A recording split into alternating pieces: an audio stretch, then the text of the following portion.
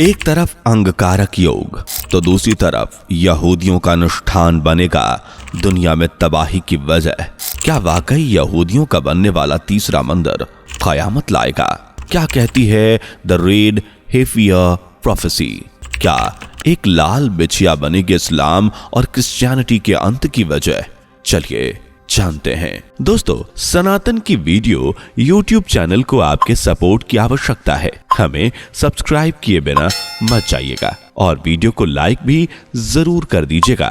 Red heifer यानी लाल बछिया, कहने को तो ये केवल जानवर है, लेकिन अगर देखा जाए तो ये न केवल एक जानवर है बल्कि सदियों पहले की गई एक ऐसी भविष्यवाणी है जिसका जीता जागता सबूत जो इस दुनिया में कयामत ला सकता है।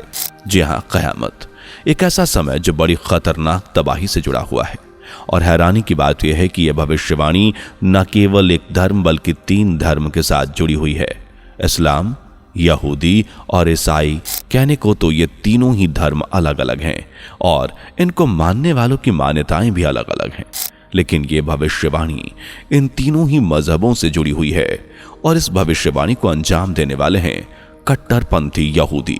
एक तरफ चुपचाप यहूदियों द्वारा किया जाने वाला लाल बछिया का अनुष्ठान जो पूरी दुनिया को कयामत सर्वनाश की ओर ले जाएगा, वहीं दूसरी तरफ लगातार बढ़ती हुई अंगकारक योग की भयानक गतिविधियों की भविष्यवाणियां जो वाकई पूरी दुनिया में डर का माहौल बना रही हैं। एक तरफ से देखा जाए तो अंगकारक योग और यहूदियों के द्वारा किया जाने वाला अनुष्ठान दुनिया के लिए एक ही समान खतरा पैदा करने वाला है।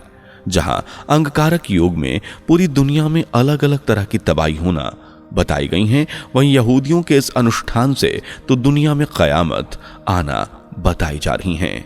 Red heifer prophecy.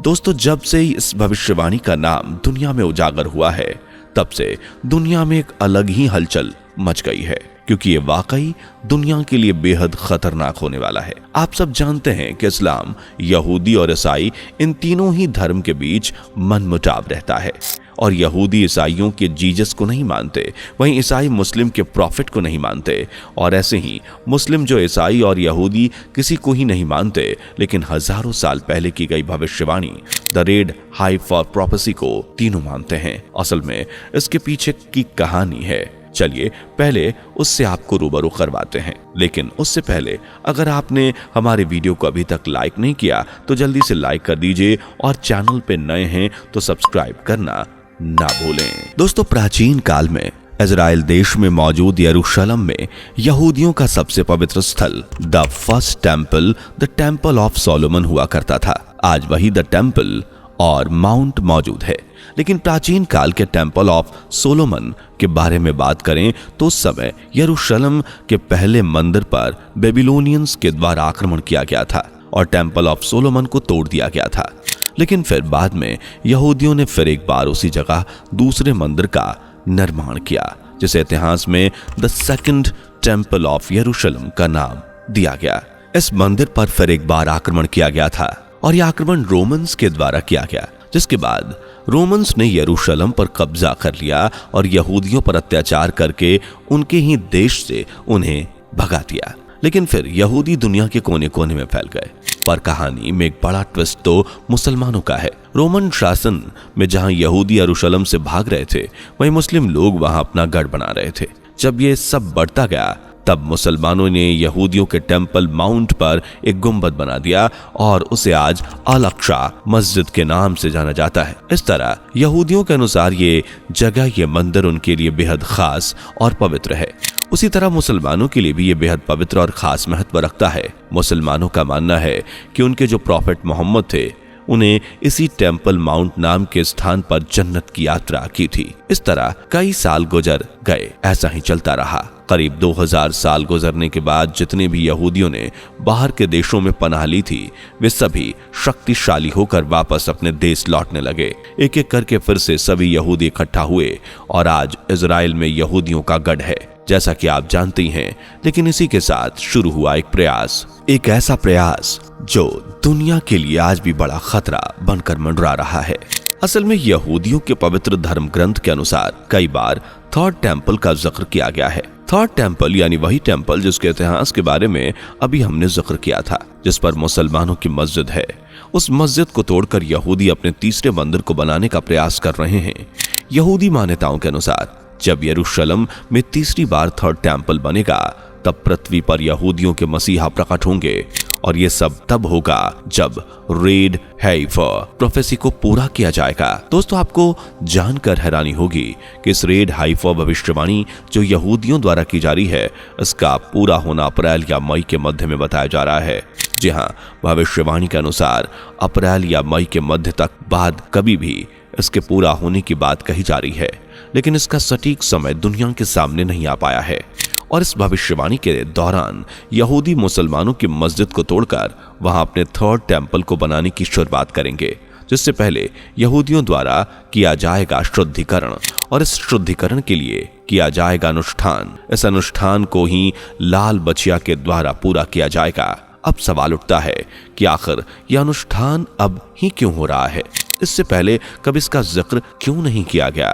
तो आपको बता दें कि हजारों सालों से वो लाल बछिया ढूंढ रहे थे, जिसका मिलना काफी मुश्किल हो रहा था। बताया जा रहा है कि वो दुर्लभ और लगभग विलुप्त हो चुकी, लेकिन यहूदी उसे फाइनल कर चुके हैं कि उन्होंने कहीं से लाल बछिया को ढूंढ निकाला होगा। और खबरों के मुताबिक बताया जा रहा है कि यहूदियों को वो लाल बछिया अब मिल चुकी है, यानी अब बाकी रह गया तो केवल कुर्बानी। और बताया जा रहा है कि लाल बछिया की बलि तैयारी भी शुरू कर दी गई है, ताकि अल-अक्सा की जगह तीसरा मंदिर बनाया जा सके। लेकिन भविष्यवाणी के अनुसार एक और बड़ी बात सामने आ रही है, वो ये कि इस बलि से, इसके रक्त से जो शुद्धिकरण होगा वो इस्लाम के अंत की वजह बनेगा। आज के समय इजराइल और इस्लामिक कंट्रीज में कितना तनाव है ये तो पूरी दुनिया ही अच्छे से जानती है, और ऐसे में यहूदियों का अनुष्ठान दुनिया भर में तनाव की वजह बनेगा। आपको बता दें कि ये भी कहा जा रहा है कि न केवल मुसलमानों के लिए बल्कि ईसाइयों के लिए भी बड़ा खतरा बनेगी ये लाल बछिया। यहाँ हम इस लाल बछिया के बारे में भी जानकारी दे देते हैं। इस लाल बछिया के बारे में बताया गया है कि ये लाल बछिया पूरी तरह से लाल रंग में होनी चाहिए। साथ ही बताया जा रहा है कि इसकी आयु 2 से 3 साल होनी चाहिए।